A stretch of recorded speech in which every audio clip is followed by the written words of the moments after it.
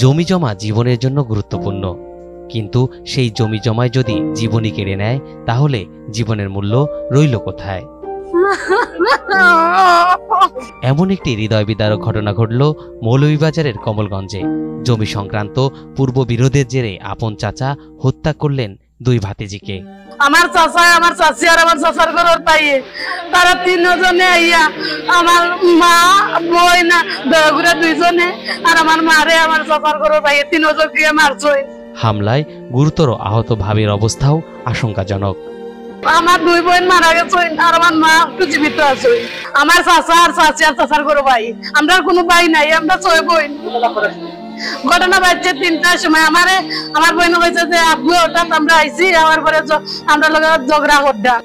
3 June মঙ্গলবার বিকেল 5টায় উপজেলার সীমান্তবর্তী 9 নং ইসলামপুর ইউনিয়নের দক্ষিণ কাঁঠালকান্দি গ্রামে এই ঘটনা ঘটে। আমার চাচা আমার আব্বার জায়গা জমি দখল করে খাইরা। আমরা কয়েকদিন ধরে জায়গা জমি আমরা কাছে আমরা বুঝাই দেওয়ার লাগে কইছি। তারপরে তার কাছে বুঝাইতে আছে আমার অংশের জমি আমরা বিক্রি করে লেছি, আমি তোমরা অংশের জমি রয়েছে তোমরা খাও দখল করিয়া। তারপরে এখন কে হঠাৎ করে বলছে ঠিক আছে আমরা এবার ধান লাগাইমো, আজকে জায়গা আলবা নিতেছেন। তাই আগেই মনে হয় প্রোগ্রাম করে রাখছিল এটা জায়গা আলবা নিতেছেন। আমি যখন আমার হাজবেন্ডের বাড়ি আমার চাচার বাড়ি আইছি যে আমরা জমি না আইছি, আবার পরে দেখছি আমার দুই বোন বলাইল, আমার আম্মা বলাইল। আমি চিৎকার দিছি, একটা মানুষ আইয়া দেখে যায়, কেউ আমার হেল্প করে না।